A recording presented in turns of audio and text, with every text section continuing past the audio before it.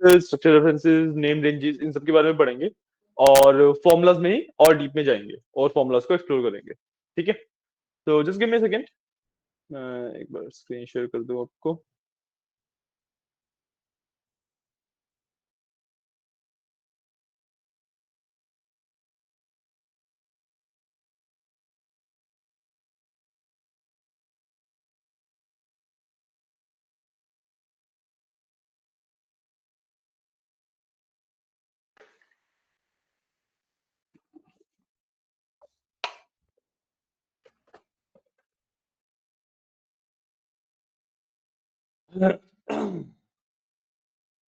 तो ठीक है, सबसे पहले नेम रेंजेस का एक छोटा सा कंसेप्ट है वो बता देता हूँ।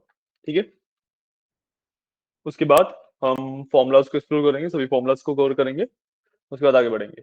ठीक है, तो सबसे पहले जो मेरा नेम रेंजिंग का कंसेप्ट है वो सिंपल्स है। आप अपनी जो एक्सेल में पुरानी वाली शीट है वही खोल लो।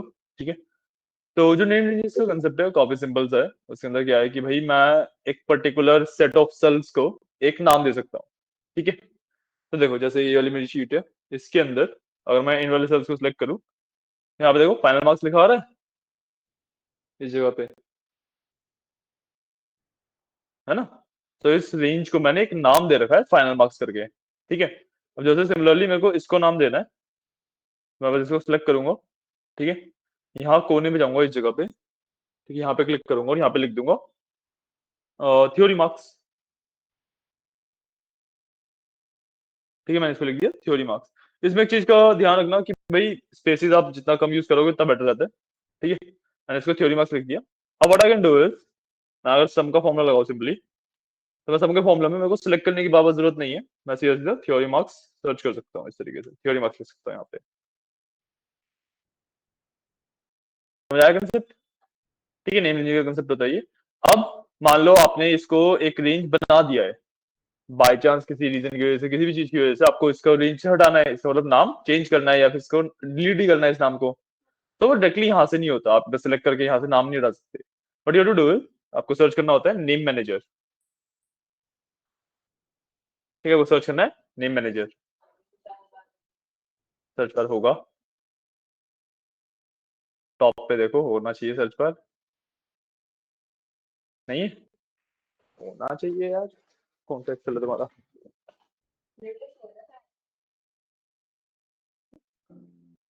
सर्च बार नहीं है कि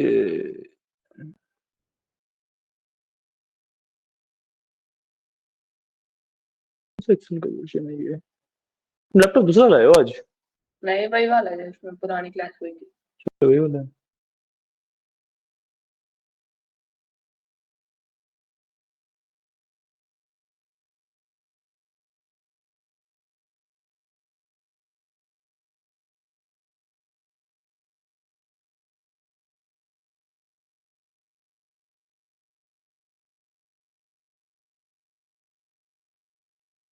ट्वेंटी 19 वाला है तुम्हारा, इसमें तो बहुत सारे फॉर्मूलाज भी वर्क नहीं करेंगे हमारे। तो एक काम करते हैं, अभी आप एक बार नेम रेंज बनाने वाला पार्ट कर लो, फिर ना आज आपका एक्सेल अपडेट कर देते हैं। ठीक है, लेटेस्ट वर्जन डाल देते हैं आपके माइक्रोसॉफ्ट ऑफिस का ना। एक बार नेम रेंज अलग सेट कर लो, फिर हम ज्यादा तो कुछ कर नहीं पाएंगे, मैं आपको दिखा दूंगा फॉर्मूलाज ना। ठीक है, ये वाले करके देख लो। पॉइंट है कि आपका 2021 के बाद कोई भी होता तो वर्क कर जाता, क्योंकि अभी तो आपके में इनफ फॉर्मूलाज ही नहीं होंगे कि भाई हम अपना काम भी, मतलब सारे फॉर्मूलाज भी सीख पाए, सारे फॉर्मूला अवेलेबल भी नहीं होंगे। कोई बात नहीं, वाला कंसेप्ट में बता देता हूँ आपको एक बार। ठीक है, बस मैं नेम मैनेजर में जाता हूँ। ठीक है, इस तरीके का नेम मैनेजर खुल जाता है और जितनी भी नेम रेंजेस है वो दिख रही है यहाँ पे, देखो। नेम मैनेजर मैंने ओपन किया ना, तो इस तरीके से नाम आ जाते हैं, फाइनल मार्क्स और थ्योरी मार्क्स दो बना रखे हैं मैंने। मैं यहीं से इनको एडिट डिलीट या फिर एक नया बनाया तो वो भी बना सकता हूँ। ठीक है, कभी के लिए मैं क्लोज कर दूंगा, इस तरीके से होता है। ठीक है, बाकी मैं पेन ड्राइव लेके आता हूँ, आपका एक्सेल अपडेट करते हैं।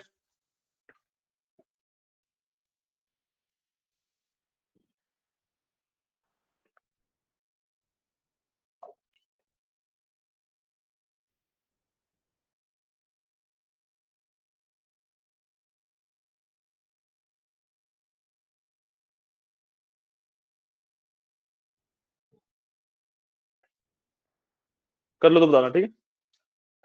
कर लियो। तो फिर उसका सेलिब्रेट करते हैं। टाइप सी पोर्ट आपके लैपटॉप में? हाँ, उस साइड देखो, इस साइड तो नहीं है। है, लो लगाओ।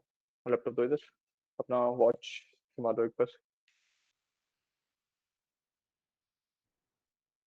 ध्यान से कितना चाहिए आपका। ये वाला ना अनइंस्टॉल करके नया इंस्टॉल कर रहा हूँ, ठीक है?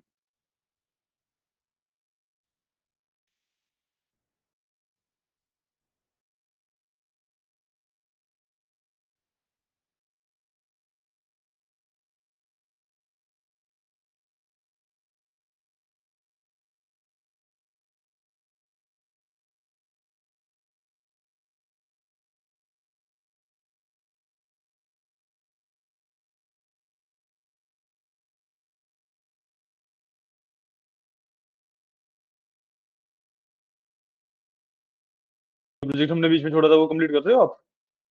टाइप सी पोर्ट चल नहीं रहा है, सिर्फ चार्जिंग वाला है। आई थिंक ये सिर्फ चार्जिंग वाला है।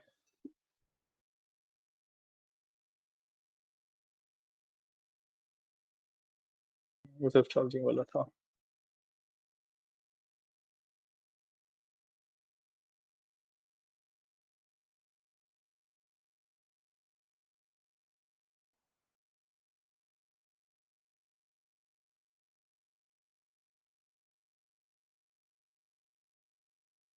आपका वर्ड डॉक्यूमेंट ही खुला हुआ है, इसमें कुछ करना है क्या?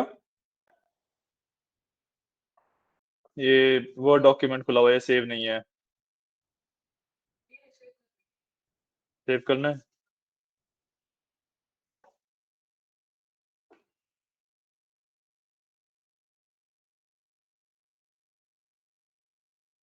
कहाँ पर सेव कर दूं? अभी डेस्कटॉप पे डाल दूं? डेस्कटॉप पे बीएलओ फोल्डर में कुछ होगा। किसके नाम से? BLO folder. बीएलओ इसके अंदर कहाँ पे सेव कर दूं बस? ठीक है, ये और इंस्टॉल कर देता ना ऑफिस, फिर हो गया। ये तो सेव किया, ठीक है, ठीक है।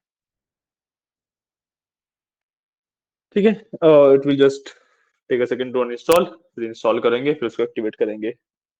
थोड़ा सा टाइम लगेगा। आज की क्लास में हम फिर ज्यादा कुछ कर नहीं पाएंगे। टू डू वन थिंग कि अभी 12 बजे भी एक एक्सेल की क्लास है, उसमें डेफिनेटली हम थोड़े आगे के टॉपिक्स पढ़ रहे हैं, ठीक है? और उसमें भी बैठ जाना, वो वाले टॉपिक्स कर लेना, ठीक है ना? ये समझ तो आ ही जाएगा, इतना कोई इशू है ही नहीं।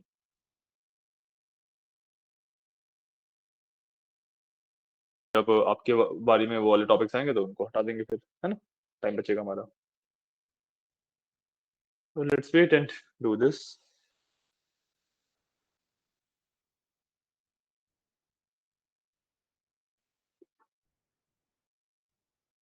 Oh.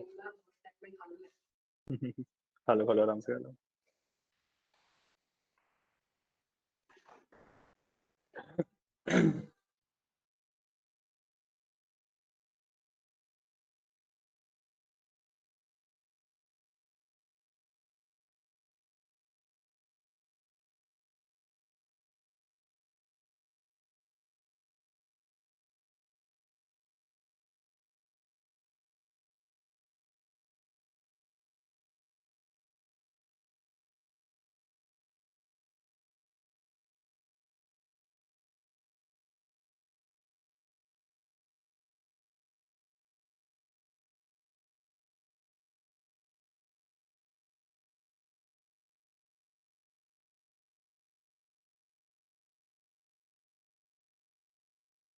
ये टाइम लगेगा आराम से, बहुत ज्यादा, ठीक है ना? क्योंकि अब पॉइंट है कि अगर हम अपडेट ना करें तो हम एक्चुअली जो हमें एडवांस जो लेटेस्ट फॉर्मूलाज चल रहे हैं वो सीख ही नहीं पाएंगे ना। एक्स लुकअप हो गया, इफ्स का फॉर्मूला होता है, ठीक है? Then we have search and find के फॉर्मूलाज होते हैं, इन फॉर्मूलाज को नहीं पढ़ पाएंगे ना। तो आपके में बिल्कुल लेटेस्ट वाला जो ये ऑफिस जो है तो था क्या? फाइनेंशियल तो था। फाइंड एंड सेलेक्ट नहीं, find and replace, find and search, sorry. Find का फॉर्मूला सर्च का फॉर्मूला नहीं होगा ना। 2021 में आए हैं सारे फॉर्मूलाज, जो एक्सेल वर्जन 2021 है ना, उसके बाद से आए हैं ये सारे फॉर्मूलाज। पहले वाले में नहीं थे, आपका 2019 था वर्जन।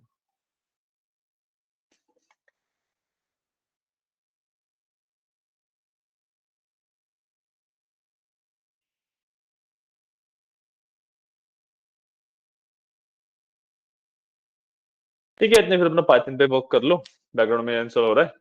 जब इंस्टॉल हो जाए, मैंने डाल ही तो दिया, पर तो नीड नहीं है अब। जब इंस्टॉल हो जाए तो लेट मी नो। ठीक है, अब खाना खाने खा लो, कोई इशू नहीं है। तो फिर अपने पाइथन वाले प्रोजेक्ट पे वर्क कर लो।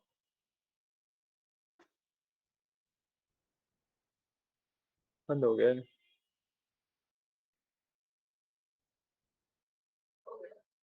नहीं, नोटिफिकेशन आना चाहिए उसका। ओह, हो जैसे आते हैं गया। चालू कर देते हैं।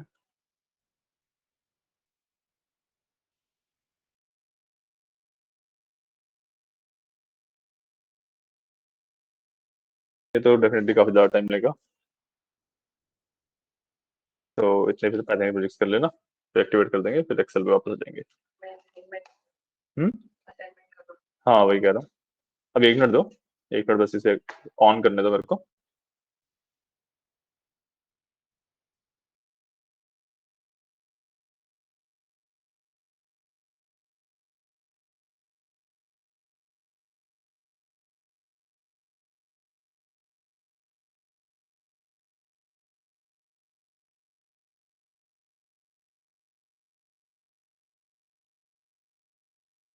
ये लो, अब ये चलते आना, चलते आने देना इसे, अपना काम कर लो।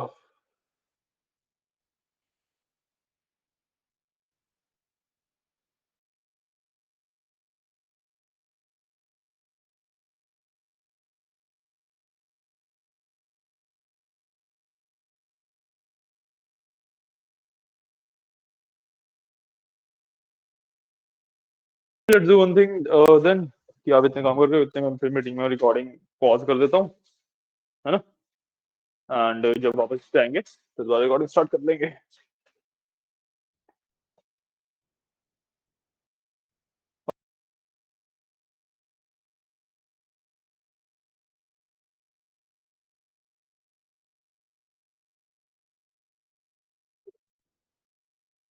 तो आज हम टॉपिक कवर करेंगे, दैट इज पावर टूल्स। ठीक है, पावर टूल्स पहले बेसिकली समझा देता हूँ कि होते क्या है। पावर टूल्स का बेसिक मतलब होता है कि भाई एक्सेल के अंदर जो एडवांस लेवल ऑफ कॉन्फ़िगरेशन होती है, एडवांस लेवल ऑफ वर्क्स होते हैं, वो सब होते हैं पावर टूल्स के थ्रू। ठीक है, वैसे तो हमारे पास एक्सेल के अंदर कई सारे पावर टूल्स होते हैं, जो as a data analytics, business analytics या फिर इस वाली ब्रांच में आपको चाहिए होते हैं। दो होते हैं वो मेजरली। ठीक है, first one is your power query editor, जो कि हम आज कवर करेंगे। Second one is power pivot, जो कि हम कल कवर करेंगे। ठीक है, सो ये दो टॉपिक्स हम पावर टूल्स के अंदर कवर करने वाले हैं। ठीक है, आज का हमारा गोल है पावर क्वेरी एडिटर।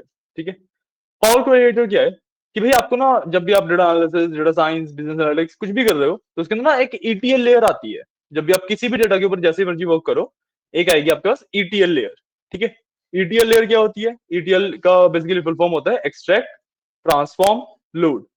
मतलब होता है ईटीएल लेयर का कि भाई मैं डेटा का सोर्स से डेटा निकाल रहा हूं, उसको अपने हिसाब से मैनिपुलेट कर रहा हूं, और अपने जिस भी सॉफ्टवेयर के अंदर मैं यूज करना चाहता हूं उसके अंदर लोड कर रहा हूं। ठीक है, एक्सेल की जो ईटीएल लेयर होती है, या फिर जैसे आप आगे चल के पावर बीआई पढ़ोगे, पावर बीआई में जो ईटीएल लेयर होती है, दोनों में होती है पावर क्वेरी एडिटर। ठीक है, ये होती है आपकी ईटीएल लेयर। ओके, तो एक्सेल की ETL layer, power query editor के बारे में हम आज पढ़ने वाले हैं। ठीक है, हमारा गोल सिंपल तो ये रहेगा कि भाई हमारे पास डेटा होगा। ठीक है, उसको प्रॉपर एक्सट्रैक्ट करना है, उसको फिर ट्रांसफॉर्म करना है, और फाइनली उसको लोड कर लेना है। कमिंग कमिंग कमिंग नहीं, नहीं नहीं, क्लास चल रही है। आप ही की क्लास है ये। हाँ, एक चेयर लानी पड़ेगी, एक चेयर ले आते हैं। ओके, स्पेस बन जाएगा या एक चेयर चाहिएगा?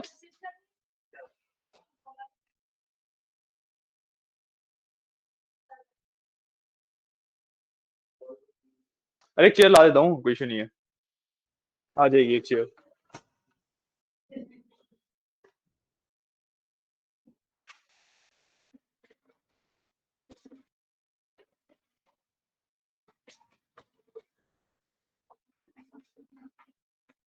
प्रत्यक्ष थोड़ी सी चेयर अपनी आगे कर दो। चलो आ जाओ।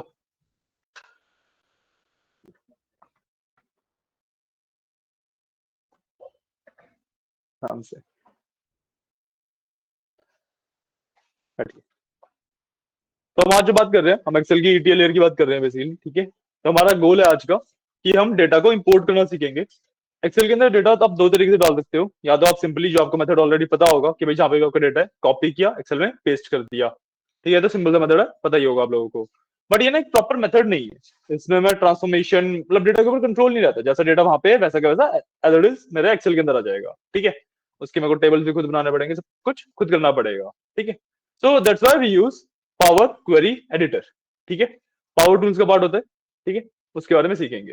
तो सबसे पहले तो आप लोगों के पास तो आगे सुपरस्टोर का डेटा है ना, आपके पास भी है, ठीक है। आप लोगों के पास नहीं है, आपको मैं एक डेटा सेट भेज रहा हूँ, आपके पास भी नहीं होगा ज्यादा। आपका सुपरस्टोर का डेटा है, एसक्यूएल में हमने वर्क किया था शायद से, चेक करो। सुपरस्टोर डॉट एक्सएलएस के नाम से होगा, आप लोगों को मैं भेज रहा हूँ, ठीक है।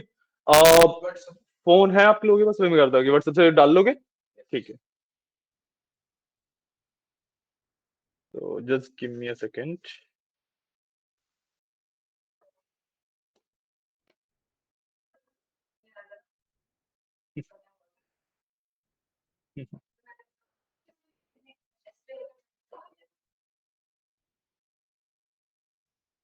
कंप्लीट हो गया आपका एसक्यूएल का असाइनमेंट?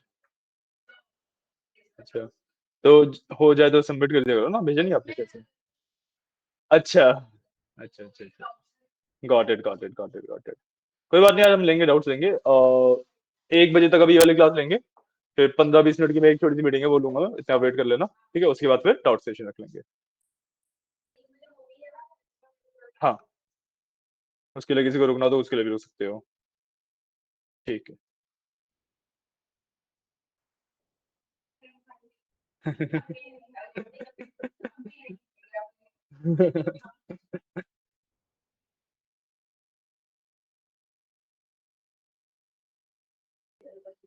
अगर नहीं है आपको भी भेज देते हैं।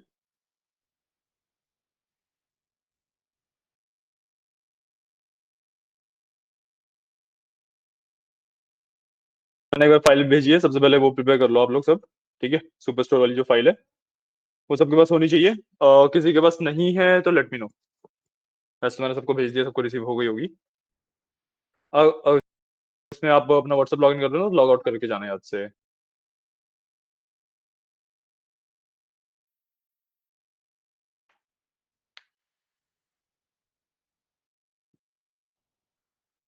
सबको मिल गई है फाइल,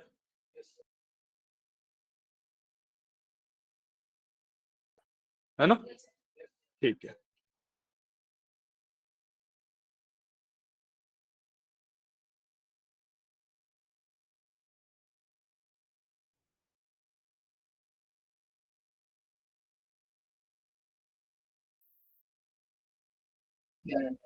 है,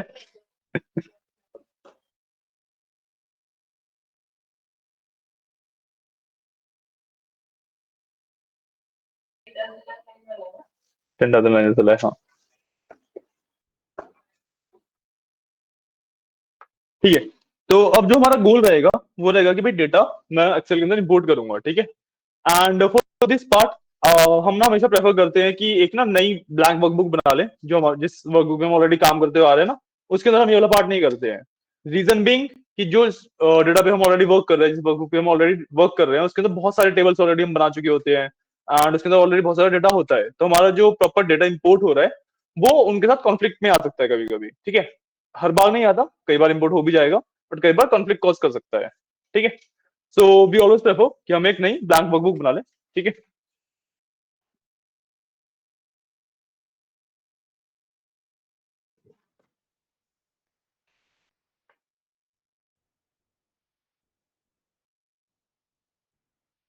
तो अपने एक्सेल में जाके एक ब्लैंक बुक ओपन कर लेंगे, ठीक है।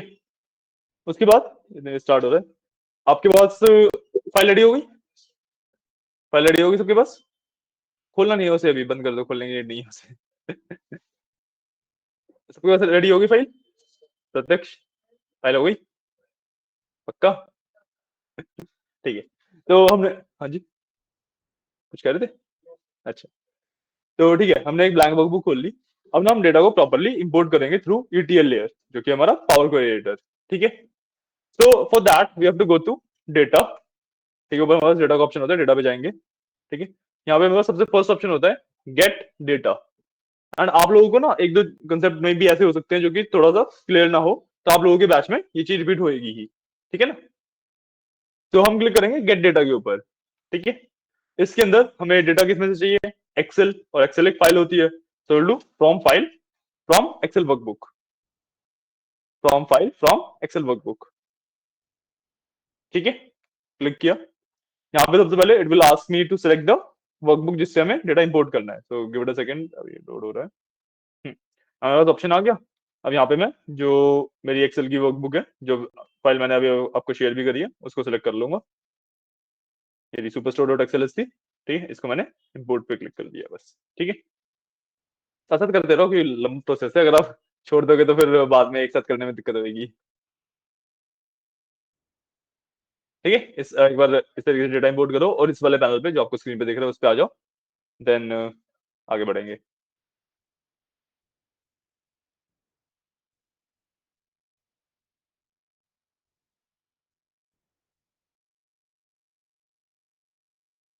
थोड़ा सा तेज कर ले, ऑलरेडी 18 पे चल रहा है।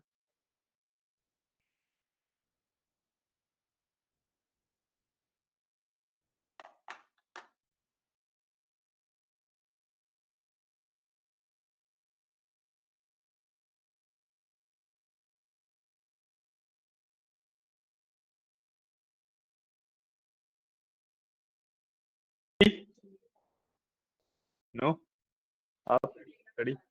ठीक है,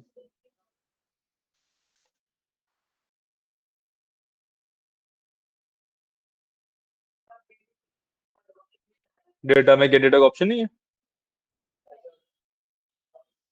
ओके ओके, अच्छा हाँ, गॉट इट, गलत, मेरे को अपडेट करना था।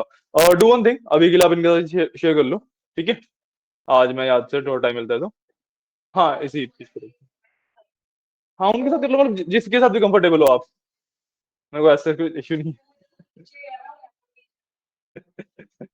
No issue. ठीक है, इस पे आ गए। अब मेरे को ना यहाँ पे आप देखो लेफ्ट हैंड साइड पे सुपरस्टोर डॉट एक्सएलएस के नाम से एक फोल्डर टाइप दिख रहा है ना, जो कि इसने बेसिकली मेरी शीट को, जो मेरी वर्कबुक थी उसको ओपन किया है। अब उसके अंदर मेरे ना तीन शीट्स थी, ऑर्डर्स, पीपल एंड रिटर्न्स। ठीक है, तो वो तीनों के नाम तो दिख रहे हैं, एक मेरे को एक्स्ट्रा नेम दिख रहा है जो है ऑर्डर्स फिल्टर डेटाबेस के नाम से, है ना। तो ये पहले समझाता हूँ होता क्या है। जब भी एक्सेल के अंदर आप 1000 2000 से ऊपर की रूल्स डालते हो ना, तो एक्सेल थोड़ा सा अपने आप को फास्ट रखने के लिए, कि भाई डेटा के ऊपर आप कुछ भी काम करो उसको थोड़ा सा फास्ट करने के लिए कैशे टाइप बनाता है। ठीक है, बहुत ज्यादा डीप में इस चीज को समझने की जरूरत नहीं है, बट ये बेसिकली सिर्फ इसलिए एग्जिस्ट करता है ताकि हमारा जो डेटा है वो फास्ट लोड एंड फास्ट उस पर हम ऑपरेशन परफॉर्म कर सके। हमें इससे कुछ करना नहीं होता। ठीक है, so what we simply do is, हमें ऑर्डर्स, पीपल एंड रिटर्न चाहिए, है ना। तो मैं यहाँ पे सबसे ऊपर सिलेक्ट मल्टीपल आइटम्स पे टिक कर दूंगा ताकि मैं मल्टीपल शीट्स को एक साथ सिलेक्ट कर सकूं। उसके बाद में ऑर्डर्स, पीपल एंड रिटर्न, ये तीन कॉलम, तीन शीट्स अपनी, तीन टेबल्स अपने सिलेक्ट कर लूंगा। ठीक है, अब उसके बाद अगर डेटा आपका ऑलरेडी ट्रांसफॉर्म्ड होता, ऑलरेडी क्लीन होता, तो आप सीधे सीधे नीचे जो लोड का ऑप्शन है उस पर क्लिक कर देते। बट क्योंकि अभी तक हमारा डेटा क्लीन नहीं है, अभी तक हमारा डेटा हमने प्रॉपर्ली ट्रांसफॉर्म नहीं किया हुआ है, तो हमें इसे ट्रांसफॉर्म करना पड़ेगा पहले। ठीक है, तो that's why will go to transform data. ठीक है, ट्रांसफर डेटा पे क्लिक करोगे, it will take around a second और टू, और इस तरीके का एक नया पैनल खुल जाएगा। खुल गया। तो जो ये नया पैनल है, this is your power query editor. ठीक है, ये लेयर है जहां पे हम डेटा को ट्रांसफॉर्म, क्लीन, प्रॉपरली लोड कर सकते हैं एक्सेल के अंदर। ठीक है, क्या हुआ? ठीक है ना। ठीक है, तो एक बार इसका छोटा सा ओवरव्यू देता हूँ कि भाई ये है क्या। ठीक है, इसमें कहाँ कहाँ पे क्या क्या ऑप्शन होते हैं। ठीक है, सबसे पहले टॉप पे आप देखोगे जैसे एक्सेल के अंदर कैटेगरीज होती हैं और उसके ऑप्शंस होते हैं, उसी तरीके से कैटेगरीज और ऑप्शंस हैं। ठीक है, ऑप्शंस डेफिनेटली डिफरेंट है, उनके बारे में हम बात करेंगे अभी। ओके, उसके नीचे आप देखोगे in the centre you will see data preview. आपका डेटा का प्रीव्यू है, जो बीच में यहाँ पे डेटा दिख रहा है ना मेरे को सारा, मेरा सारा डेटा दिख रहा है मेरे को बीच में, ये मेरे डेटा का प्रीव्यू है। ठीक है, मेरा डेटा भाई दिख कैसा रहा है। ठीक है, उसके लेफ्ट हैंड साइड पे देखोगे क्वेरीज करके एक पैनल है। ठीक है, इसके अंदर आपकी जो ऑर्डर्स, पीपल और रिटर्न्स तीनों हमने शीट डाली थी वो है। पावर क्वेरी एडिटर के टर्म्स में, पावर क्वेरी एडिटर के लैंग्वेज में हम टेबल्स को ही क्वेरीज कहते हैं। ठीक है, टेबल्स और क्वेरीज बेसिकली सेम चीज होती है। तो आप यहाँ पे 3 क्वेरी है, बेसिकली हमारे पास 3 टेबल है अभी। ठीक है, राइट हैंड साइड पे वी हैव क्वेरी सेटिंग्स। ठीक है, क्वेरी सेटिंग्स में हमारा फर्स्ट ऑप्शन होता है नेम का, कि भाई इस टेबल का मेरे को नेम चेंज करना है, तो I can change the name. ठीक है, उसके नीचे आता है मेरे पास अप्लाइड स्टेप्स। अब जो अप्लाइड स्टेप्स है ना, वो थोड़ा सा इंटरेस्टिंग पार्ट है, उसको ध्यान से समझना। ठीक है, अब जैसे आप इसमें मान लो मैंने ये रो आईडी का कॉलम है मेरा, इसको मैंने राइट क्लिक किया, रिमूव रिमूव कर दिया, लीड हो गया मेरा, है ना। अब मेरे को मान लो ये वापस चाहिए, मैक्स सेल के अंदर होता मैं सीधा कंट्रोल जेड दबा देता, अंडू हो जाता, है ना। बट यहाँ पे ना अंडू वगैरह कुछ भी वर्क नहीं करता है। ठीक है, मैं कंट्रोल जेड करूंगा ना, कुछ भी नहीं होगा। ठीक है, ऐसा क्यों? क्योंकि पावर क्वेरी एडिटर के वर्क करने का तरीका थोड़ा सा अलग है। एक्सेल के अंदर क्या होता है कि भाई आपका जो डेटा है, आपका जो एंट्रीज है, उनके ऊपर से आपने कुछ रिमूव किया तो एक्चुअली आपकी एंट्रीज में से रिमूव हो गया। पावर क्वेरी एडिटर में क्या हो रहा है कि भाई मैंने यहाँ से कुछ रिमूव किया, मैंने रो आईडी का कॉलम रिमूव किया, तो पावर क्वेरी एडिटर ने ना कि भाई उसका सिर्फ नोट बना लिया एक, कि हाँ भाई ये रिमूव करना है। उसने एक्चुअली में डेटा में से भी रिमूव नहीं किया, मेरे को दिख बेशक रहा है कि रिमूव हो गया, बट एक्चुअली में डेटा में से रिमूव हुआ नहीं है। जो बैकएंड पे मेरा डेटा है उसके अंदर स्टिल रो आईडी का कॉलम अभी भी एग्जिस्ट कर रहा है। पावर क्वेरी एडिटर ने सिर्फ एक नोट बना लिया है कि भाई सबसे पहले मेरे को रो आईडी का कॉलम रिमूव करना है। ठीक है, इतना समझ आया? जो पावर क्वेरी एडिटर ये नोट्स बना रहा है, यही होते हैं अप्लाइड स्टेप्स। ठीक है, जैसे मैंने रिमूव किया था कॉलम, उसमें देखो एक नया स्टेप बन गया रिमूव कॉलम का, है ना। अब अगर मेरे को ये नोट हटाना है, बेसिकली मेरे को रो आईडी अगर वापस चाहिए, तो मेरे को ये नोट हटाना पड़ेगा पावर क्वेरी एडिटर का। तो इसलिए मैं सिंपली यहाँ से रिमूव स्टेप का जो ये स्टेप है, इसके आगे क्रॉस का सिंबल होता है मेरे पास, वो मैं क्लिक कर सकता हूँ। दोबारा बंद हो गया। अरे देखो, दोबारा स्टार्ट करो, देखते हैं इसमें क्या इशू आ रहा है, देखता हूँ आज मैं, है ना। फिर आप लोग भी शेयर ही कर लेना किसी के साथ, अगर इश्यूज आ रहे हैं तो। अप्लाइड स्टेप्स का कंसेप्ट समझ आया है? कोई डाउट इसमें? नहीं ना? ठीक है, एक मिनट देना मेरे को, फिर बस रिकॉर्डिंग चेक करनी है क्लास वगैरह की सही चल रही है फिर नहीं। ठीक है, हाँ। तो मैंने यहाँ पे अप्लाइड स्टेप वाला समझ आया। ठीक है, अब मेरा ना इससे गोल क्या है, सबसे पहले तो मैं चेक करूंगा कि भाई जो मेरे टेबल्स हैं वो सही से इंपोर्ट हुए हैं या नहीं हुए हैं। ठीक है, तो जब मैं ऑर्डर आईडी सॉरी ऑर्डर सारे टेबल को देखता हूँ, तो इसके अंदर मेरे को डेटा ठीक दिख रहा है, एकदम बढ़िया तरीके से दिख रहा है मेरे को मेरा डेटा, कोई इश्यू नहीं दिख रहा है ना। सारे कॉलम के नाम वगैरह सब कुछ सही है। ठीक है, डुप्लीकेट दिख रहे हैं मेरे को डेफिनेटली, पहले 2 रोज ही डुप्लीकेट है, बट उस पर अभी हम आएंगे। डुप्लीकेट वगैरह वाला काम सेकंड होता है। ठीक है, पहले मेरे को अपने टेबल चेक करने हैं कि टेबल के अंदर कुछ दिक्कत ना हो। ठीक है, समझ आया? मैंने पीपल पे जाके चेक करता हूँ, पीपल के अंदर मेरे को दिक्कत दिख गई। क्या कोई दिक्कत दिख रही है इसके अंदर? आप अपने में भी देख सकते हो, स्टार्टिंग इनके साथ प्रतीक इनको भी दिखा दो, पीपल वाले टेबल में देखो क्या दिक्कत दिख रही है। सेम ही इश्यू आएगा आप सबके साथ ही। सॉरी, स्पेस क्या स्पेस, हाँ, पर्सन में रीजन लिखा है बिल्कुल। बेसिकली दिक्कत क्या हुई है यहाँ पे कि भाई जो मेरे कॉलम के नाम होने थे वो मेरी फर्स्ट रो बन गए हैं, है ना, और कॉलम के नाम कॉलम 1 कॉलम 2 आ गए हैं। ठीक है, तो मेरे को फर्स्ट रो को अपने कॉलम के नाम बनाना है। ठीक है, उसके लिए सिंपल सा मेरे पास ऑप्शन होता है, यहाँ ऊपर देखोगे, use first row as headers. ठीक है, इसको टेक्निकल लैंग्वेज में हम प्रमोट हेडर्स भी कहते हैं। ठीक है, जैसे मैं इस पे क्लिक करता हूँ, तो यहाँ पे जो स्टेप बना है, यहाँ पे प्रमोट हेडर्स का स्टेप बन गया, है ना। तो ये मैंने बेसिकली प्रमोट हेडर्स किया है।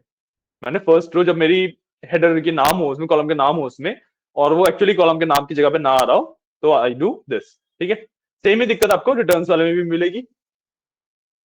ठीक है, इसमें आपको सेम ही चीज करनी है, use first row as headers. Clear है? इतना बार समझ आया? समझ आया? ठीक है, अब जो मेरे तीनों टेबल है उसमें से अब आता है डुप्लीकेट रिमूव करने वाला काम। ठीक है, तो रिटर्न्स वाले पे इसी से स्टार्ट कर लेते हैं। इसके अंदर मैं किसके बेसिस पे डुप्लीकेट रिमूव करूं? ऑर्डर आईडी डेफिनेटली, है ना, क्योंकि दूसरे कॉलम में तो यस यस ही है, वो तो मैं रिमूव करूंगा, एक ही मेरे पास सेल बचेगा सिर्फ, है ना। तो मैं ऑर्डर आईडी पे सिंपली क्लिक किया, राइट क्लिक किया, एंड यहाँ पे ऑप्शन होता है रिमूव डुप्लीकेट्स का, मैंने इस पे क्लिक किया, इसमें से मेरे डुप्लीकेट्स रिमूव हो गए। ठीक है, मैं पीपल वाले पे आता हूँ। पीपल वाले में तो एंट्री ही 4 है, वो देख के ही पता लग रहा है कोई डुप्लीकेट नहीं है ना। तो इसमें फर्क ही नहीं पड़ता, मतलब डुप्लीकेट रिमूव करने का कुछ पॉइंट नहीं है। मैं आता हूँ ऑर्डर्स वाले पे। अब ऑर्डर्स वाले में किसके बेसिस पे मैं डुप्लीकेट रिमूव करूंगा? मैं भी ऑर्डर आईडी के बेसिस पे, बिल्कुल। मैंने ऑर्डर आईडी सेलेक्ट किया, राइट क्लिक किया एंड रिमूव डुप्लीकेट्स। ठीक है, डुप्लीकेट्स रिमूव हो गए हैं।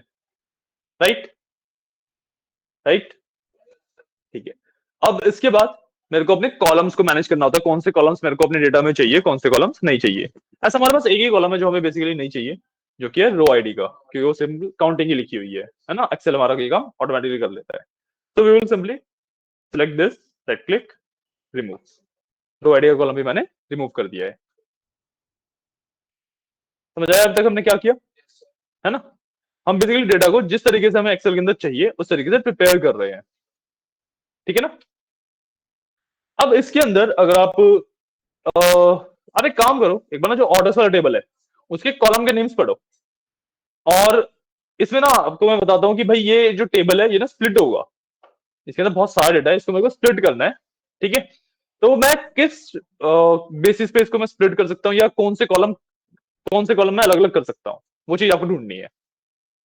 ठीक है, लॉजिकली सोचो, कोई टेक्निकल इसमें चीज नहीं है। चलो लॉजिकली सोचो कि भाई आपके पास एक टेबल है, उसके अंदर ये सारे कॉलम्स है आपके साथ, जो ऑर्डर्स का टेबल है उसमें। ठीक है, उसको मेरे को स्प्लिट करना है डिफरेंट डिफरेंट टेबल्स के अंदर। तो मैं किन कॉलम्स को अलग टेबल में रख सकता हूँ बिना डेटा को नुकसान पहुंचाए या बिना डेटा की इंटेग्रिटी खराब करे। प्रोडक्ट एक दूसरे टेबल में आ सकता है, प्रोडक्ट आईडी नेम क्या, डेट वाइज हर डेट का एक टेबल बनाएंगे, हर नेम का एक टेबल बनाएंगे। ऑर्डर आईडी वाइज एक टेबल बन सकता है, बिल्कुल। कैटेगरी वाइज एक।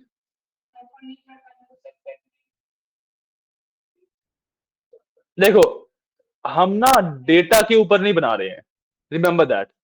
डेटा से हमें फर्क नहीं पड़ता है, मेरे को कॉलम्स अलग करने हैं।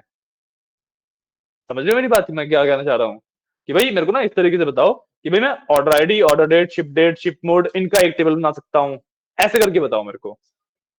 Getting a point? कि भाई कॉलम के नाम है, इन नाम को मेरे को अलग अलग कैटेगरीज में स्प्लिट करना है, डेटा छोड़ दो। तो कौन से कॉलम में एक कैटेगरी में दे सकता हूँ, कौन से कॉलम दूसरी कैटेगरी। सॉरी, ऑर्डर आईडी वाला, कस्टमर आईडी वाला, अच्छा। हाँ, जितने भी आईडी वाले हैं उसको हम एक कैटेगरी में कर दें। बट ये चीज सोचो ना कि भाई जो आईडी है, हर एक आईडी की इंफॉर्मेशन है। अगर मैं आईडी को उसकी इंफॉर्मेशन से अलग कर दूंगा तो मेरे को कैसे पता लगेगा कौन सी इंफॉर्मेशन किस आईडी की है? Getting a point? भाई ऑर्डर आईडी, जैसे मैं पहली अगर ऑर्डर आईडी देखूं तो इसके आगे उसी की डेट है, उसी की शिप डेट है ना?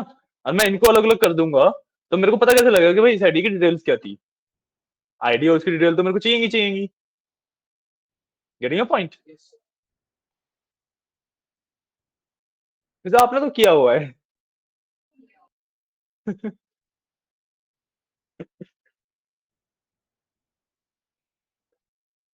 एक महीने भूलोगे तो कैसे काम चलेगा?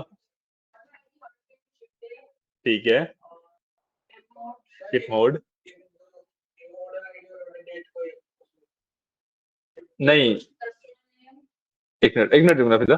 आप जो कह रहे हो उसके हिसाब से अगर मैंने स्प्लिट किया तो भाई ऑर्डर डेट भी उसी ऑर्डर आईडी की है, शिप डेट भी उसी ऑर्डर आईडी की है।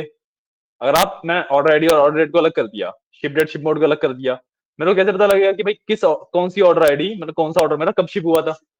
करिए पॉइंट। हाँ, डिटेल्स मेरे को मैटर करती है, डिटेल्स मेरी मिसमैच नहीं होनी चाहिए, डिटेल्स मेरी इधर उधर नहीं जानी चाहिए। उसके बाद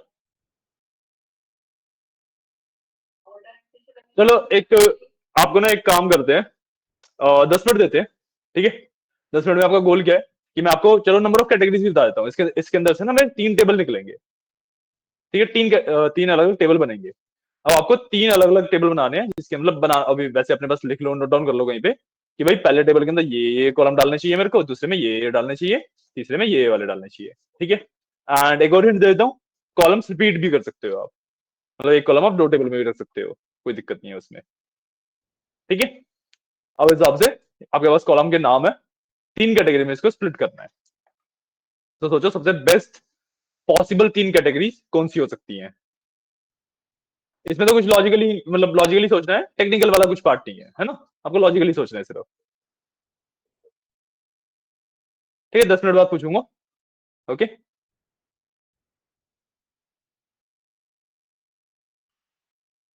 समझ आए टास्क क्या है आपके पास, है ना? क्या करो, दिमाग लगाओ। डायरेक्शन आपको समझ आया क्या करना है? ठीक है, करो। दो बना भी लिए, चलो बढ़िया। सही होने चाहिए ना, बना तो कोई भी लेगा। एंड आपका काम एक और इजी कर देता हूँ। इसका जो सॉल्यूशन है, ऐसा नहीं है कि बहुत सारे सॉल्यूशन हो सकते हैं, एक ही सॉल्यूशन है इसका, सिर्फ डेटा इसी तरीके से डिजाइन है ये कि इसको एक ही तरीके से आप स्प्लिट कर सकते हो 3 कैटेगरीज में। वो एक ही तरीका ढूंढना है सबको, मतलब ऐसा नहीं है कि भाई आपने कुछ अलग आंसर दिया और आपने कुछ अलग आंसर दिया तो वो दोनों सही हो सकते हैं। कई सारे ऐसे केसेस होते हैं जिसमें दोनों आंसर सही हो सकते हैं, इसमें ऐसा नहीं है।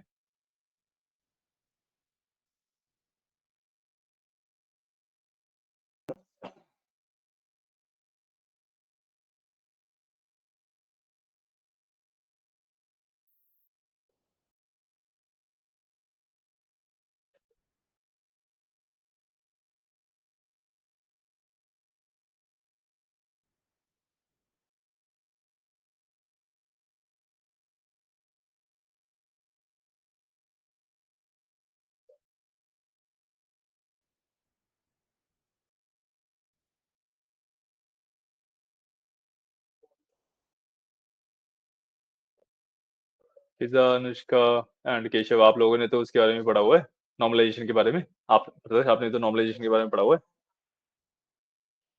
एसक्यूएल में पढ़ा था, याद है?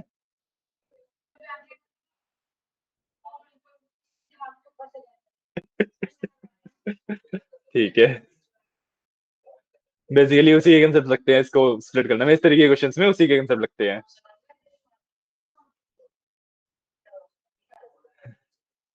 आपको समझ आया था? हाँ, मैं कह रहा हूँ कि एक्चुअली सिर्फ उसी के कंसेप्ट लगने हैं इसको अलग स्प्लिट करने में ना, सिर्फ उसी के कंसेप्ट लगने हैं। तो मैंने बताया कि सिर्फ वो ना एक कंसेप्चुअल टॉपिक है, वो कंसेप्ट है, आप कहीं पे भी अप्लाई कर सकते हो, जरूरी नहीं एसक्यूएल का ही सिर्फ होगा।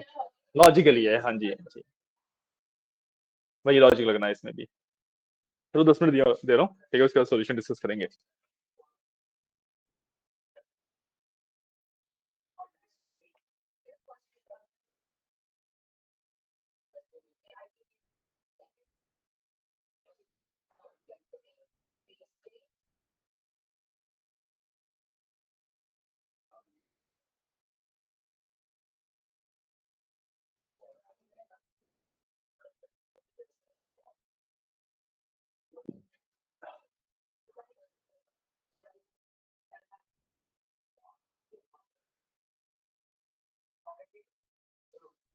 हो गया, दो 5 मिनट दो, 5 मिनट बाद सोल्यूशन डिस्कस करेंगे, ठीक है ना?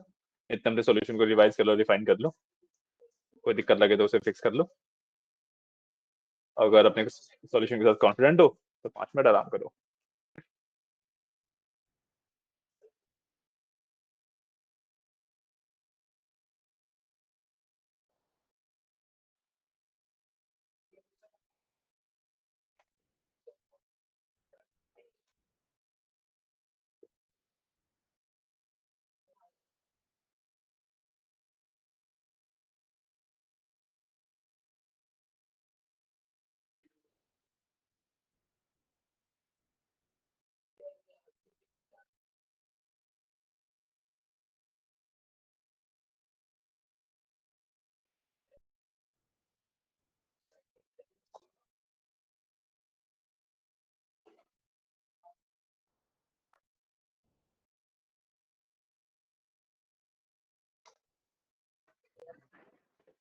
कर लिया है, सबने कर लिया है या कोई बचा है अभी?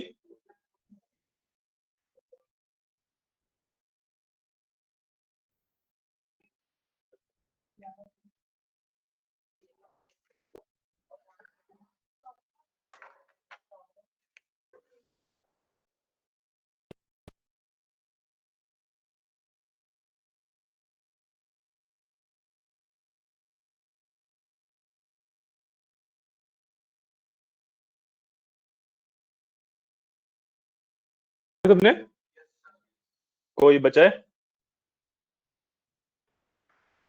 समवन लेफ्ट कर दिया कर लिए ठीक है तो डिस्कस करते हैं कौन बताएगा सबसे पहले बताओ बताओ सही नहीं लगा। हाँ हाँ कोई क्यों नहीं बताओ फर्स्ट कैटेगरी बताओ पहले सबसे पहले ऑर्डर आईडी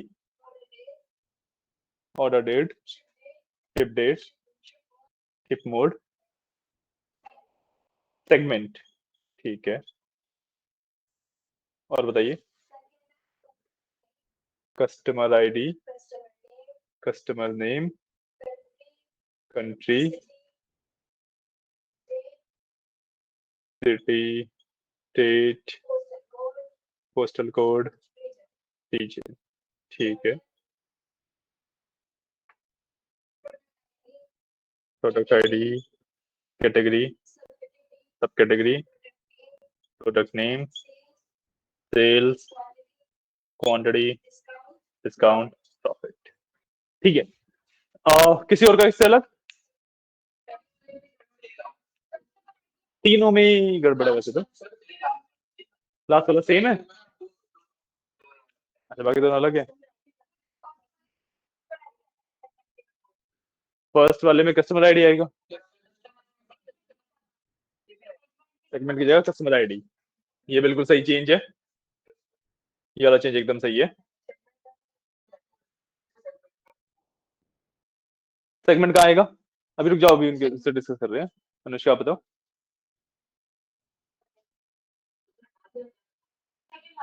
सेकंड वाले में बिल्कुल सही और चेंजेस कुछ आपकी तरफ से अरे रुक जाओ सबके पास आएंगे हाँ नहीं केशव आपको कुछ चेंजेस क्या लगता है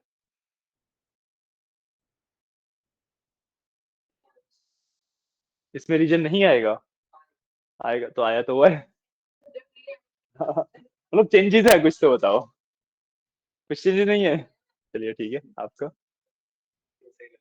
सही लग रहा है आप बताओ कस्टमर नेम फर्स्ट में डालें गलत है ये चेंज गलत है ये चेंज सेंस नहीं बनाता सेंस क्यों नहीं बनाता क्योंकि फर्स्ट में अगर आप देखो तो ज्यादा चीजें ऑर्डर से रिलेटेड है ठीक है अब ठीक है एक ये एक वैलिड आर्गुमेंट हो सकता है कि भाई हाँ किस कस्टमर ने ऑर्डर दिया है वो भी मेरे को पता होना चाहिए राइट बट वो मेरे को कस्टमर आईडी से ऑलरेडी पता है तो कस्टमर नेम डालने की नीड नहीं है इसमें इसलिए आपका चेंज गलत है प्रोडक्ट आईडी किसमें फर्स्ट में ठीक है ये आपका चेंज एकदम ठीक है क्या मेरे को इसमें से हटाना है नहीं ठीक है और कोई चेंज नहीं आप बताइए हो गया यही था आपका भी पक्का काफी सारे चेंजेस ना अभी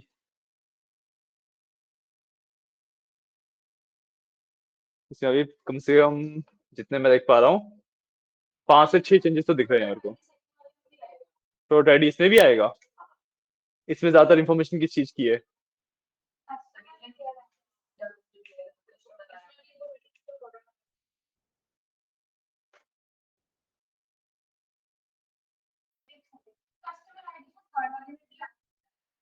कस्टमर आईडी इसमें ज्यादातर इंफॉर्मेशन किस चीज की है कस्टमर आईडी क्यों आएगा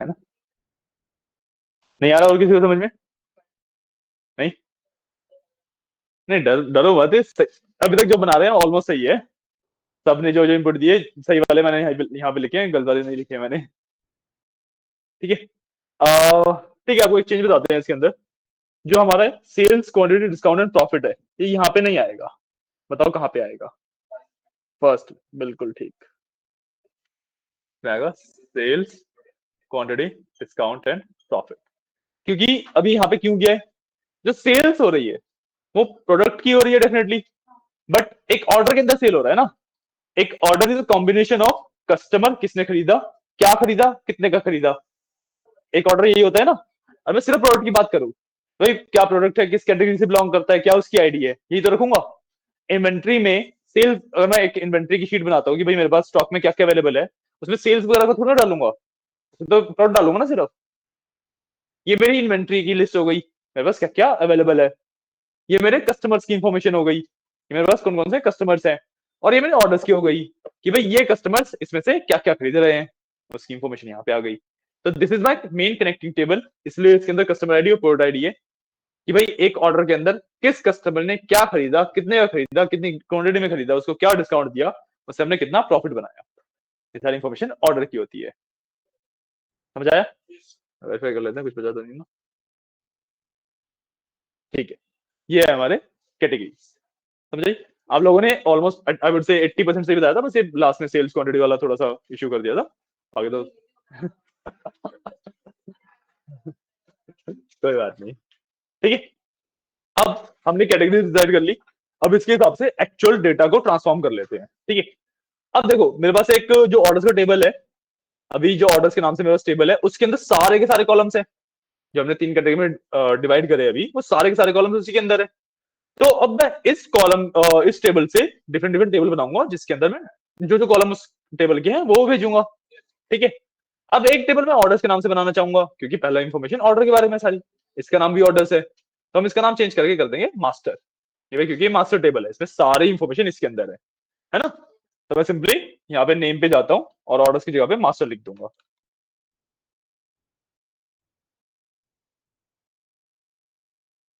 ठीक है, ये हमारा मास्टर टेबल बन गया। अब वी विल क्रिएट रेफरेंसेस। ठीक है, अब ना रेफरेंस का कंसेप्ट समझो। डुप्लीकेट्स का मतलब पता है आपको क्या होता है? आपने बेसिकली एक चीज कॉपी कर दी। ठीक है, अब डुप्लीकेट्स में ना एक चीज होती है कि भाई आप मान लो ए है और उसका आपने एक डुप्लीकेट बनाया A1, ठीक है, या बी बना लिया, चलो ठीक है, ए है, ए का ही डुप्लीकेट है बी। अब अगर मैं बी में कुछ चेंजेस करूंगा तो क्या ए को फर्क पड़ेगा? डुप्लीकेट है ना, डुप्लीकेट तो बन गया, तो फर्क थोड़ी ना पड़ेगा, नहीं पड़ेगा। ठीक है, हाँ इंडिपेंडेंट हो गया ना वो। तो अगर मैं ए में कुछ चेंज करूंगा तो क्या बी को फर्क पड़ेगा? नहीं। ठीक है, ये होता है कंसेप्ट ऑफ डुप्लीकेट्स। ठीक है, रेफरेंसेस का कंसेप्ट भी ऑलमोस्ट सिमिलर है। ठीक है, विद सिर्फ एक चेंज होता है। ठीक है, रेफरेंसेस में क्या होता है कि भाई ए का डुप्लीकेट मैंने बनाया था बी, अगर मैं ए का रेफरेंस बना रहा हूं बी, तो मैं बी में कुछ भी चेंज करूंगा तो ए को फर्क नहीं पड़ेगा, बट ए में कुछ भी चेंज करूंगा तो बी को फर्क पड़ेगा, उसका डुप्लीकेट है। ठीक है, ये होता है रेफरेंसेस का कंसेप्ट। और हम यहाँ पे ना रेफरेंसेस भी बनाते हैं ताकि मेरा डेटा कनेक्टेड रहे, मेरे डेटा की ना इंटेग्रिटी बचाने के लिए, कि भाई डेटा मेरा मिसिंग ना हो जाए कहीं से, क्योंकि इंडिपेंडेंट है तो डेटा मिस होने के बहुत ज्यादा चांसेस होते हैं, है ना। तो इसलिए हम डुप्लीकेट की जगह पे यहाँ पे रेफरेंसेस क्रिएट करेंगे। ठीक है, इसको मेरे को 3 कैटेगरी में स्प्लिट करना है, तो मेरे को इसके 3 रेफरेंस बनाने पड़ेंगे। ठीक है, तो बस मैं यहाँ पे मास्टर पे जाऊंगा, राइट क्लिक करूंगा और रेफरेंस पे क्लिक कर दूंगा, एक रेफरेंस बन गया। अगेन मास्टर पे जाऊंगा, राइट क्लिक करूंगा, रेफरेंस पे क्लिक करूंगा, एक और रेफरेंस बन गया। अगेन मास्टर पे जाऊंगा, राइट क्लिक करूंगा, रेफरेंस पे क्लिक करूंगा, तीसरा रेफरेंस बन गया। ठीक है, तीनों को नाम दे देते हैं। पहली कैटेगरी का नाम ऑर्डर्स रख लेते हैं क्योंकि उसमें ऑर्डर की इंफॉर्मेशन है। दूसरी कैटेगरी का नाम कस्टमर्स रख लेते हैं क्योंकि उसमें सारी कस्टमर की इंफॉर्मेशन है। तीसरी कैटेगरी का नाम प्रोडक्ट्स रख लेते हैं क्योंकि उसके अंदर सारी प्रोडक्ट्स की इंफॉर्मेशन है ना। तो इन तीनों को मैं रीनेम कर दूंगा, एक को ऑर्डर्स, एक को कस्टमर्स, एक को प्रोडक्ट्स। ऑर्डर्स हो गया।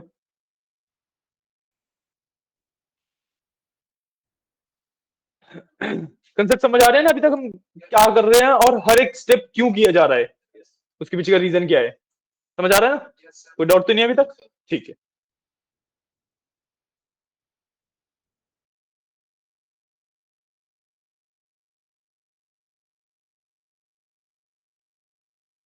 क्या रीजन तीनों को हो गया सबका? आप लोगों का बच्चा शायद से, कर लो कर लो, हो गया केशव, हो गया। ठीक है, एक मिनट देना।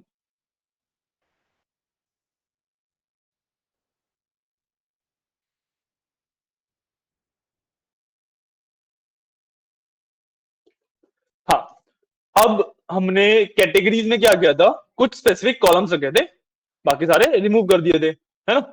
अब जब मेरे पास 3 रेफरेंसेस हैं तो उनके अंदर भी सेम चीज करूंगा।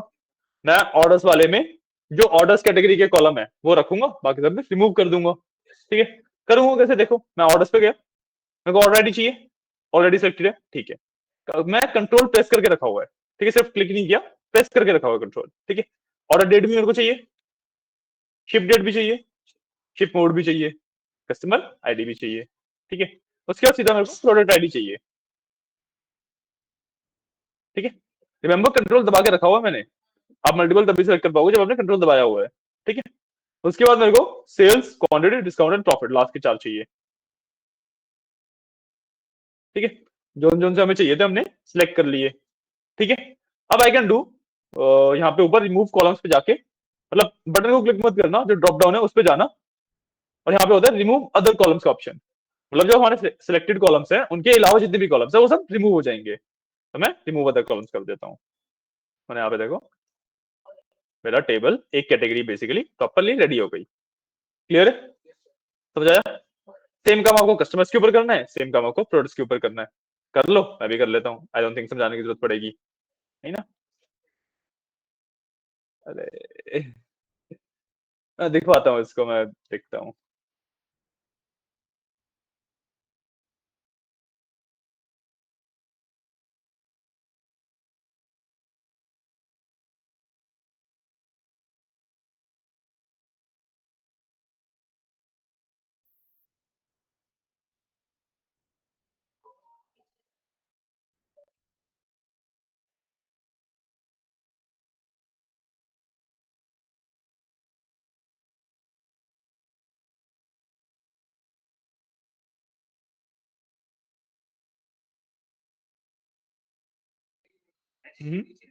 सॉरी,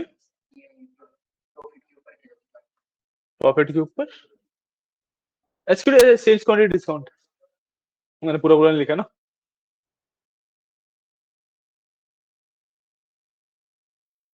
मेरा रेडी हो गया, तो मेरे पास प्रोडक्ट्स के अंदर 4 कॉलम है, कस्टमर्स के अंदर 8 है, ऑर्डर्स के अंदर 12 है।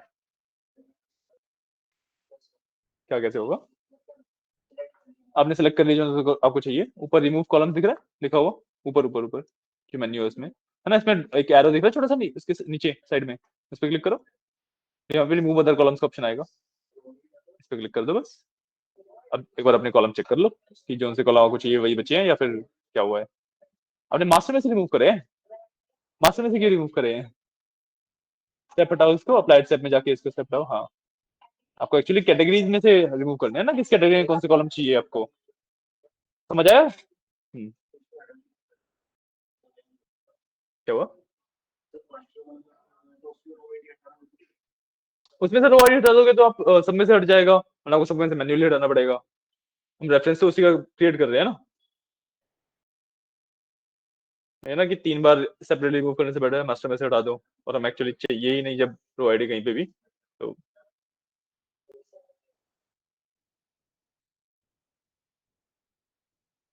डन, कर लो कर लो।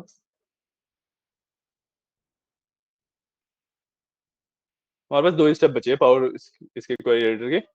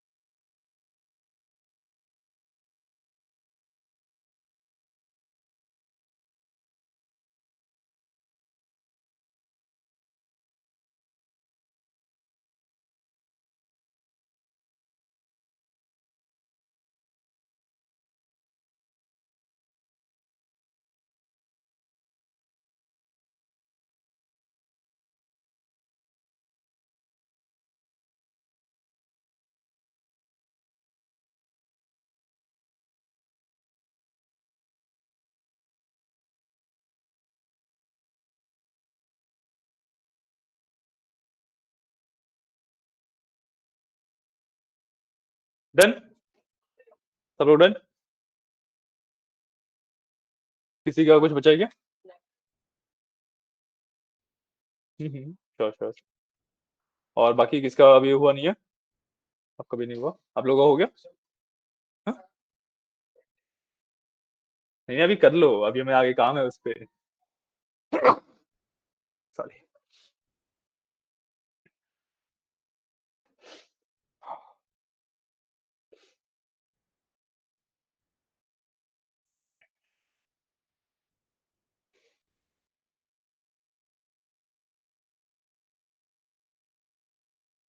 डन, ठीक है।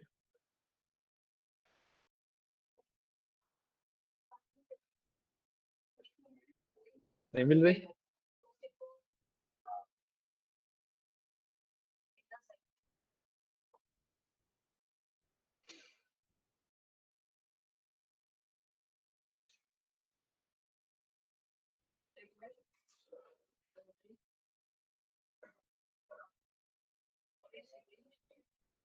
अच्छा इन द मीन टाइम जिनका हो गया है उनको एक छोटा सा टास्क देते हैं, ठीक है, मुश्किल टास्क नहीं है बहुत ज्यादा। मास्टर वाले टेबल में आना है आपको, ठीक है। इसके अंदर हमारे पास सभी कॉलम के नाम है ना। इसके अंदर हर एक कॉलम के नाम के आगे अगर आप नोटिस करोगे तो एबीसी लिखा हुआ है, या ऐसे कैलेंडर बना हुआ है, या कईयों के आगे 1 2 3 भी लिखा मिलेगा आपको, 1 1 2 लिखा मिलेगा सबके आगे, ठीक है। तो ये ना होते हैं इसके डेटा टाइप्स। एबीसी का मतलब है दिस इज टेक्स्ट, जो कैलेंडर का ये आइकन सा आ रखा है this one, this is basically कि भाई इस कॉलम में डेट्स है, ठीक है। और आपको 1 2 3 लिखा लिखा मिलता है कहीं पे, तो नहीं नहीं नहीं, 1 2 3 इज फॉर योर न्यूमेरिक्स की नंबर्स है इसमें। एंड 1.2 और लिखा मिलेगा तो that is for point flutes, कि भाई इसके अंदर डेसिमल पॉइंट्स है, डेसिमल वाले नंबर्स है, ठीक है। तो हर एक कॉलम का डेटा टाइप वेरीफाई कर लो कि भाई वो सही डेटा टाइप में है या नहीं है।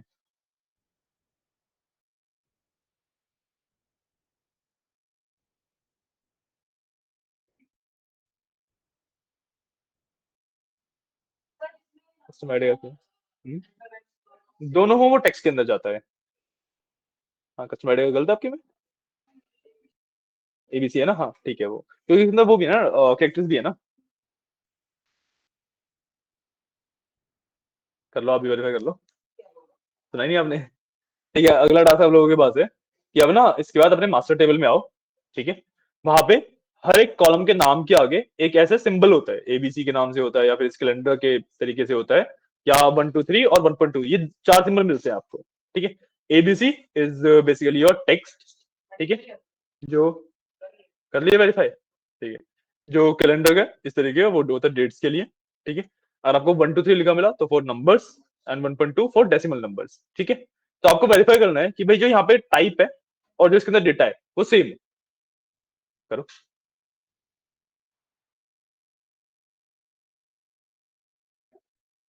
दोबारा बता देते हैं आपको मास्टर वर्ड, क्या चीज?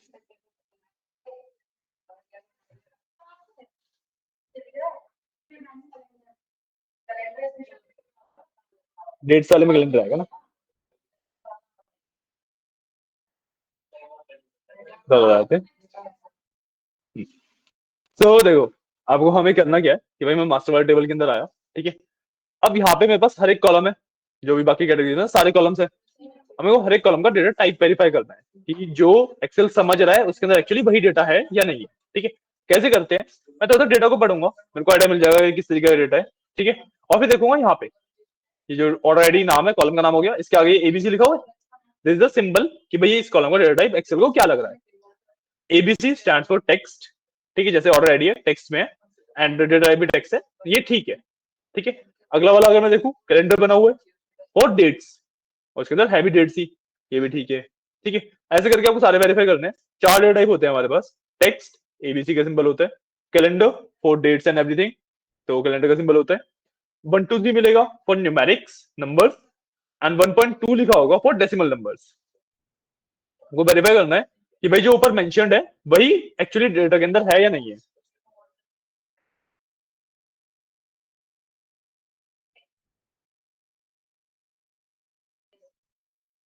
और जिन लोगों ने वेरीफाई, किन किन लोगों ने कर लिया? सारे सही ने, एक गलत मिलेगा। मैंने डेटा भेजा, मेरे को पता है ना, एक गलत मिलेगा।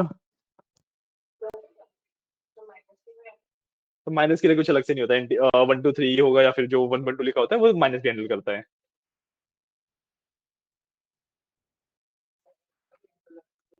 कौन सा गलत है? सेल्स में क्या है? और सेल्स के अंदर वैल्यू कौन सी है? तो ठीक हुआ ना, गलत कैसे हुआ? क्या टाइप है उसका? एबीसी, और उसके अंदर डेटा क्या है? है मैम, हाँ हाँ, वो अभी आ गए हैं क्या? अच्छा वो जल्दी आ गए थे, okay okay. Ma'am 5 to 10 minutes दीजिए बस, है ना, उसके बाद करते हैं।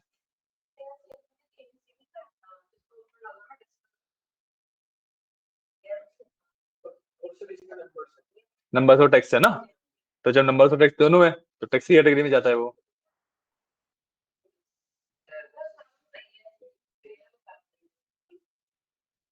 आपका सारा डेटा तो मैंने भेजा है, आपका सारा सही कैसे हो सकता है? अच्छा अच्छा। अच्छा चलो, इस वाले पार्ट को फटाफट खत्म करते हैं, टाइम हमारे पास कमी है, ठीक है। तो आप मेरे को ये बताओ, एक टेक्स्ट में और नंबर्स में फर्क क्या होता है? हाँ ठीक है। अगर मेरे पास लेट्स से मैंने बोला 500 है, ठीक है, तो ये किस कैटेगरी में रखना चाहिए मेरे को? नंबर्स में, ठीक है। अगर मैं बात कर रहा हूँ लेट्स से जो आईडीज है अगर मेरे पास, वो लेट्स से मेरे पास 1 2 3 इसी तरीके से है, ठीक है, किस कैटेगरी में रखूंगा? क्यों? 1 2 3 है। आप लोगों को डेटा टाइप में डिफरेंस ही नहीं पता है। डेटा टाइप में जो मेन डिफरेंस होता है टेक्स्ट और नंबर में ये होता है, जो टेक्स्ट है वो कैटेगोरिकल बोला जाता है उसे, और जो नंबर्स होते हैं उसको न्यूमेरिकल बोला जाता है। कैटेगोरिकल और न्यूमेरिकल में डिफरेंस ये होता है कि जब भी कैटेगोरिकल वेरिएबल मैं कुछ बना रहा हूँ, मैं किसी भी डेटा को कैटेगोरिकल में रख रहा हूँ, उसके ऊपर मेरे को कैलकुलेशन नहीं परफॉर्म करनी है, और न्यूमेरिकल के ऊपर मेरे को कैलकुलेशन परफॉर्म करनी है, ठीक है। तो इसके अंदर एक कॉलम है पोस्टल कोड के नाम से, देखो। पोस्टल कोड को क्या आप सारे पोस्टल कोड को ऐड कर सकते हो? लॉजिकली सेंस बन रहा है? एवरेज निकाल लोगे पोस्टल कोड का? नहीं ना। कहने पॉइंट में क्या बोल रहा हूँ, पोस्टल कोड जो है वो बेसिक से उसमें है नंबर्स, बट उसके ऊपर मैं न्यूमेरिकल ऑपरेशन तो कोई परफॉर्म कर नहीं सकता, प्लस माइनस मल्टीप्लाई कुछ भी नहीं कर सकता, है ना। लॉजिकली सेंस ही नहीं बनेगा। तो बेसिक से वो दिख नंबर रहे हैं, इसलिए एक्सेल ने उसे 1 2 3 मतलब नंबर्स की कैटेगरी में डाला है, बट वो एक्चुअली एक कैटेगोरिकल वेरिएबल है, मतलब कैटेगोरिकल डेटा है उसके अंदर, तो उसे हमें टेक्स्ट की कैटेगरी में रखना होता है, ठीक है। चेंज करने के लिए सिंपली पोस्टल कोड पे आओ, 1 2 3 लिखा है, इस पे क्लिक करो और यहाँ से टेक्स्ट कर दो इसे। समझ आया कंसेप्ट?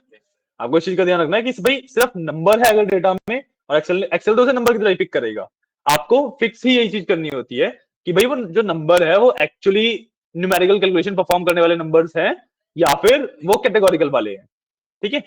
जैसे सेल्स क्वांटिटी वगैरह है, मैं सेल्स को टोटल भी करूंगा, एवरेज सेल्स भी निकालूंगा। सिमिलरली विद क्वांटिटी, भाई की टोटल क्वांटिटी मेरी कितनी बिक गई है, एवरेज क्वांटिटी कितनी बिक रही है, सब पे मैं न्यूमेरिकल ऑपरेशन परफॉर्म करूंगा, है ना। तो इस वजह से मेरे को पोस्टल कोड को उसमें करना पड़ा, ठीक है। लास्ट स्टेप बचे, ठीक है। लास्ट स्टेप में अब हमें ना कस्टमर्स और प्रोडक्ट्स वाले टेबल पे काम है, ठीक है। काम क्या है, आप लॉजिकली सोचो, जो मेरा ऑर्डर्स कस्टमर्स और प्रोडक्ट्स है, तीनों ही टेबल मेरे मास्टर टेबल से आए हैं। मास्टर टेबल के अंदर एंट्रीज किसके किस कॉलम के बेसिस पे थी? ऑर्डर आईडी के बेसिस पे ऑर्डर्स की एंट्री थी उसमें, ठीक है। अब एक कस्टमर ने बहुत सारे ऑर्डर भी किए होंगे, और एक प्रोडक्ट भी बहुत सारे ऑर्डर्स के अंदर बिका होगा, है ना। तो जो मेरी कस्टमर आईडी हुई और प्रोडक्ट आईडी हुई, उसके अंदर डुप्लीकेट्स होंगे, रिपीटेशन होंगी, बट ये रिपीटेशन ऑर्डर्स वाले टेबल के तो ठीक है, ऑर्डर्स वाले टेबल के अंदर तो हमें रिपीटेशन चाहिए कि भाई हर ऑर्डर किस कस्टमर ने की है हमें पता होना चाहिए, और एक कस्टमर 2 ऑर्डर भी कर सकता है, तो वहां पे ठीक है। बट जब मैं कस्टमर की इंफॉर्मेशन की बात कर रहा हूँ या फिर मैं प्रोडक्ट्स की इंफॉर्मेशन की बात कर रहा हूँ, तो हर एक प्रोडक्ट भी मैं एक ही बार रखना चाहूंगा, हर एक कस्टमर की इंफॉर्मेशन भी एक ही बार शो करना चाहूंगा, यानी ये पॉइंट। तो मैं कस्टमर्स में से और प्रोडक्ट्स वाले जो टेबल्स हैं इनमें से कस्टमर आईडी और प्रोडक्ट आईडी में से डुप्लीकेट्स रिमूव कर दूंगा। लॉजिक समझ आया क्यों कर रहा हूं ऐसा? और मैं ऑर्डर वाले टेबल में क्यों नहीं कर रहा हूं? ठीक है। तो we will do go to customers, customer ID के ऊपर से remove duplicates, similarly with products, product ID के ऊपर से रिमूव डुप्लीकेट्स, ठीक है। चार्ज 2 मिनट होगा, 2 मिनट की बचा है, लास्ट पार्टी बचा है हमारा।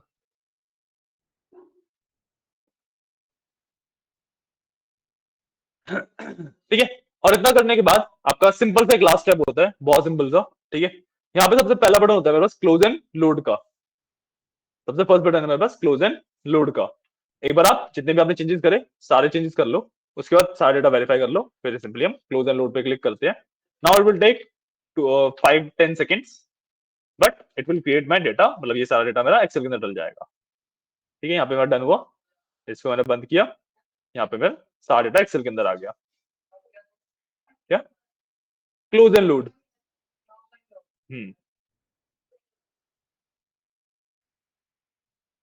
होम में सबसे पहला ऑप्शन, ठीक है। Close and load 5 to 10 second ले सकता है डिपेंडिंग ऑन द सिस्टम। हो गया। एक्सेल के अंदर सारा इस तरीके से डेटा हो गया होगा आपका, अलग अलग शीट्स बन गई हैं हर एक टेबल की, हर एक टेबल प्रॉपरली जिस तरीके से आपने डिफाइन किया था उसी तरीके से है। आ रहा समझ? और आईडी में से सबसे पहले डुप्लीकेट हटा दिए थे हमने, है ना? समझ आया? ये होता है आपका ईटीएल, ठीक है। This is extract. हमने डेटा को एक्सेल फाइल, जो एक्सेल फाइल थी उसमें से एक्सट्रैक्ट किया, उसको ट्रांसफॉर्म किया जैसे हमें चाहिए था, और लास्ट में हमने उस ट्रांसफॉर्म डेटा को एक्सेल के अंदर लोड कर लिया। दिस इज ईटीएल, ठीक है। Power query editor. अब जो पावर क्वेरी एडिटर है, जैसे आप लोग आगे चल के पावर बीआई पढ़ोगे, उसके अंदर भी सेम पावर क्वेरी एडिटर आता है, एग्जैक्टली सेम होता है, ठीक है। जो हमने यहाँ पे किया सेम डेटा के ऊपर हम पावर बीआई में वर्क करते हैं, ठीक है। एग्जैक्टली सेम काम वहां पे करना होता है। तो जब वहां पे जाएंगे तो बस मैं पावर क्वेरी एडिटर के टाइम पे आपको बोल दूंगा कि भाई कर लो, ठीक है। तो याद रखना इन सारे स्टेप्स को, ठीक है। एग्जैक्टली सेम स्टेप करने होते हैं, ठीक है ना? क्लियर है? ठीक है। तो आज की क्लास के लिए इतना ही। आप लोग उधर बैठ के प्रैक्टिस करोगे अभी, है ना? तो एक तो इस चीज की प्रैक्टिस कर लेना, और दूसरा मैं अभी आप लोगों के ग्रुप में एक शीट शेयर कर रहा हूँ, ठीक है। उसमें एक्सेल के फॉर्मुलाज के रिलेटेड क्वेश्चन है, ठीक है। उसमें से सभी फॉर्मुला आप लोगों ने कवर नहीं करे, ठीक है। तो वो जितने आपसे हो पाए उतने क्वेश्चन उसमें से अटेम्प्ट कर लेना, ठीक है। जस्ट अ सेकंड, आज की क्लास के लिए इतना ही है। ओके। कैटेगोरिकल।